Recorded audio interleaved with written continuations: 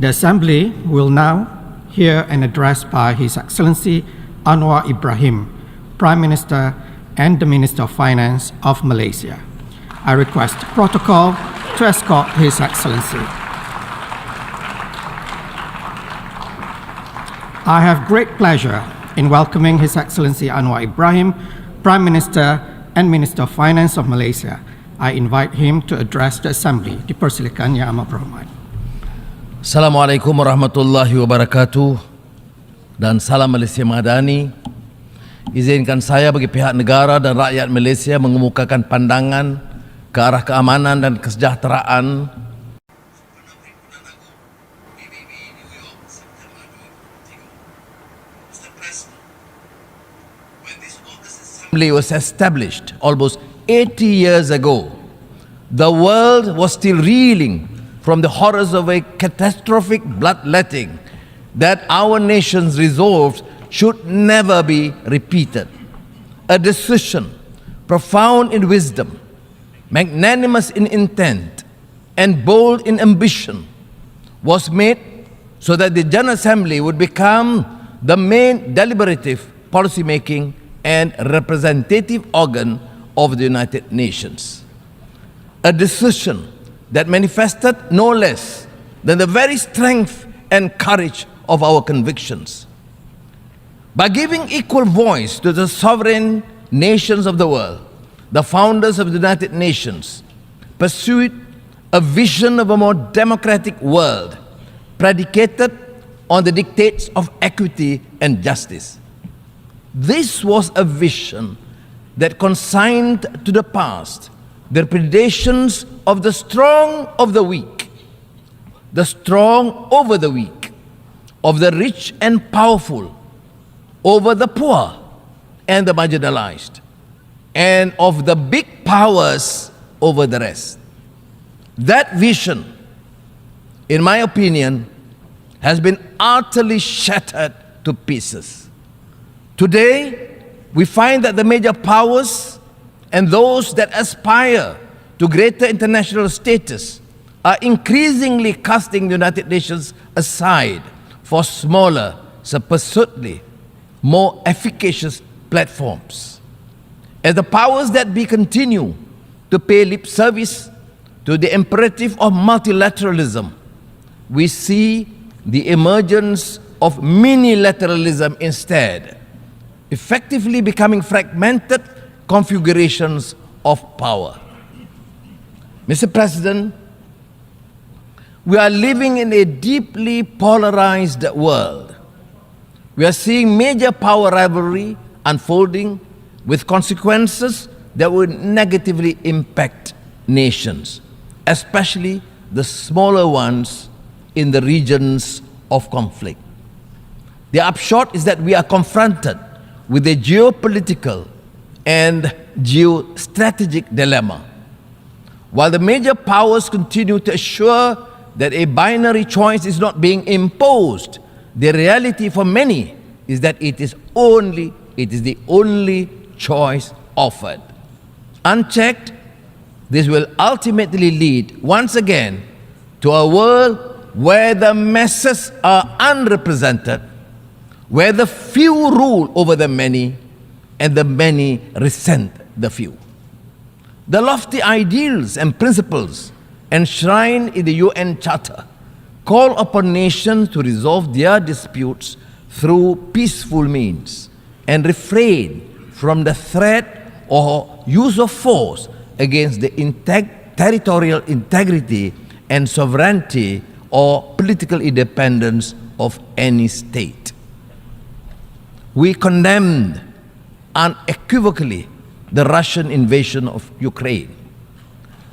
This conflict in Ukraine, for example, underscores the imperative to make peace and settle differences amicably through negotiations. Nevertheless, time is not on our side. And owing to the protracted failure to deal with this Russian-Ukraine crisis, I urge for a concerted multilateral effort led by the United Nations to resolve this. We cannot choose our neighbors, but we can choose to live in peace with them. And peace cannot happen without the cessation of hostilities by all parties. It is imperative for all parties to return to dialogue and resolve their differences through the negotiation table. The extent of the Ukraine conflict has radiated throughout the world as food prices have skyrocketed, leading to shortages and hunger, further malnutrition and despair. As in other conflicts elsewhere, be it in the Middle East or Southeast Asia, forced migration take place, piling on the problems of refugees and statelessness. Mr. President, in the Middle East, the politics of dispossession continues with a vengeance, with more illegal settlements being built, stripping Palestinians of land that rightly belongs to them.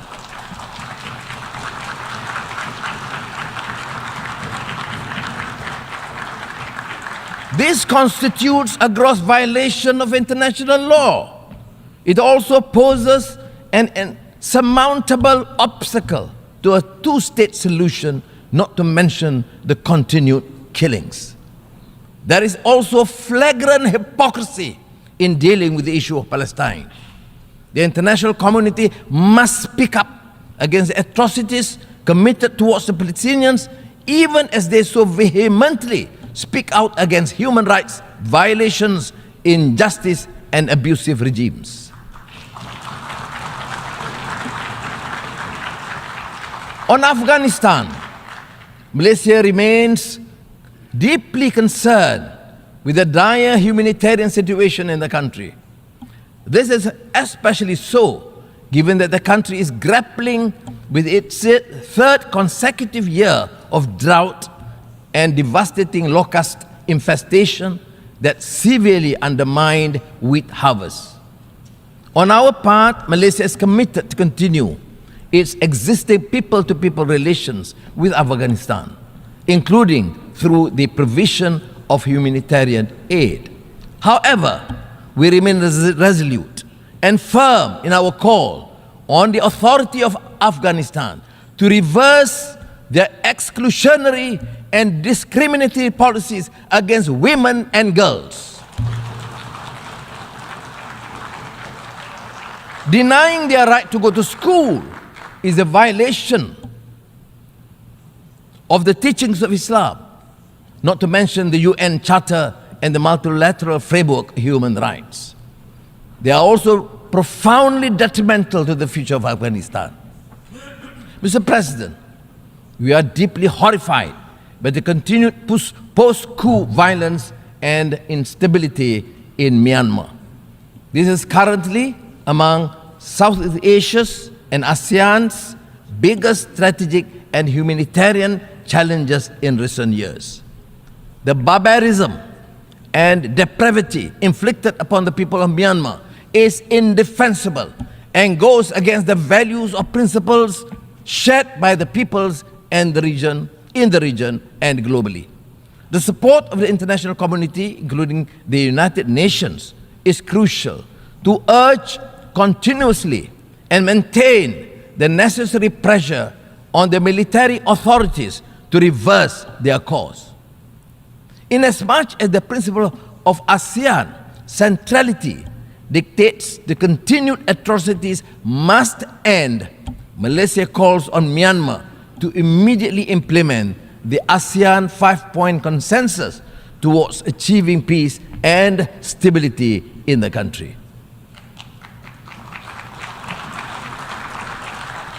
ASEAN is navigating the rivalry between the major powers in the Asia Pacific. Malaysia believes that any strategy undertaken should neither start nor exacerbate a race for dominance. Instead, such strategies should contribute to peace and stability, security and prosperity in the region. Mr. President, scientists have confirmed that the world has just experienced its hottest summer in history. we have heard Secretary General Guterres gravely declare that climate breakdown has begun. Even Malaysia is seeing an increase in adverse impacts of climate change, with increasing temperature, rising sea levels, intensified monsoons, and erratic weather patterns disrupting livelihood and degrading local ecosystems. As such, we have not a moment to lose. Malaysia is doing its part by developing low carbon and renewable energy roadmaps to implement mitigating and adaptation strategies.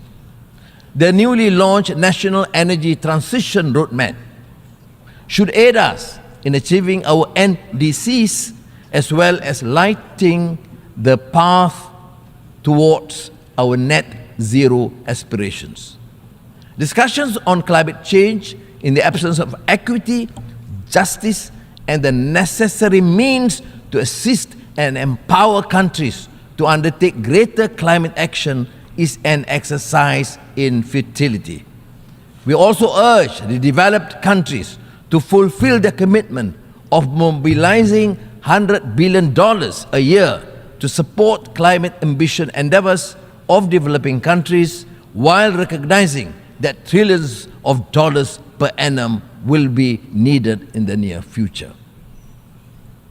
Mr. President, the 2023 SDG report has confirmed that we are falling behind, with nearly a third of the targets either at the state of inertia or worse, regressing. The global economy is also projected to continue to be weighed down by geopolitical uncertainties, supply chain disruptions, increase in commodity prices, as well as challenging financial conditions. This has widened the gap between economic growth and income, leading to a continuous disparity. As the growth in income fails to match economic growth, households become burdened with debt. We now have the super rich living side by side with the ultra poor. The contrast lies starkly in the things that matter: food on the table, shelter, access to quality education, healthcare. These factors cry out for drastic systemic reform, a total reset of global institutions that impact our lives.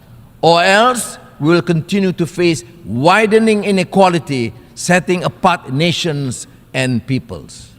Mr. President, we are concerned over the emergence of a new form of racism characterized by xenophobia, negative profiling, and stereotyping of Muslims.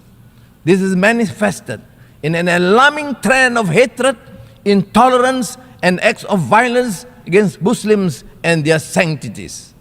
We are appalled by the legitimization of these acts under the feeble defense of human rights. Quran burnings are nothing but a clear Islamophobic act intended to incite hatred.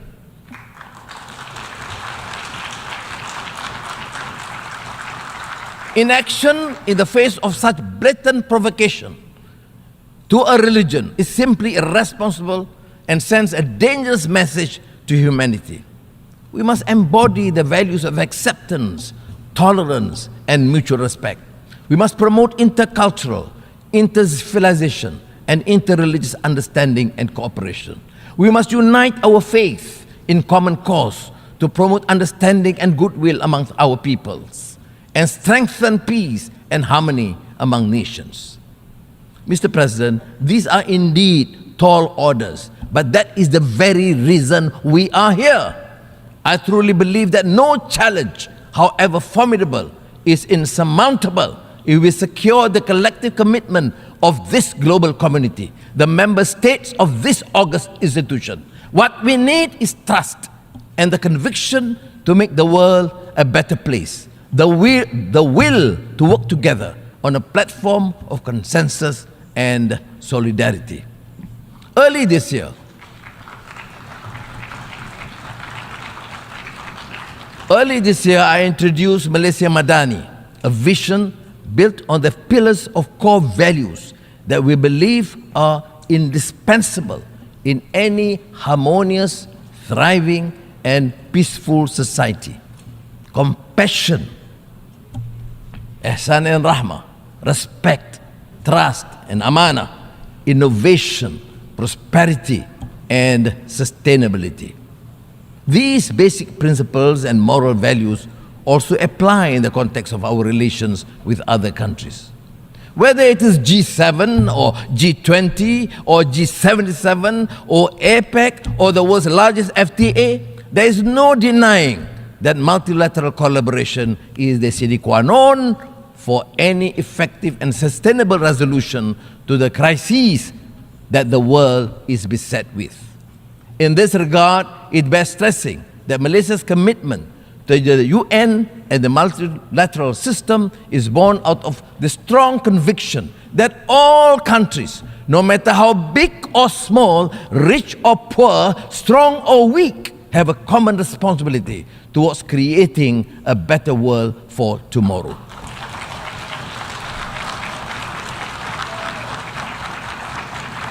The world and our future in it is what we envision and construct it to be. Malaysia believes we can achieve this through greater trust and strengthen multilateralism. The United Nations can be the vessel to take us from despondency to a brighter future, from uncertainty to optimism, and from vulnerability to resilience. Terima kasih. Assalamualaikum. Terima kasih Yang Amat Berhormat. On behalf of the Assembly, I wish to thank the Prime Minister and Minister of Finance of Malaysia for the statement just made, and I request protocol to escort His Excellency.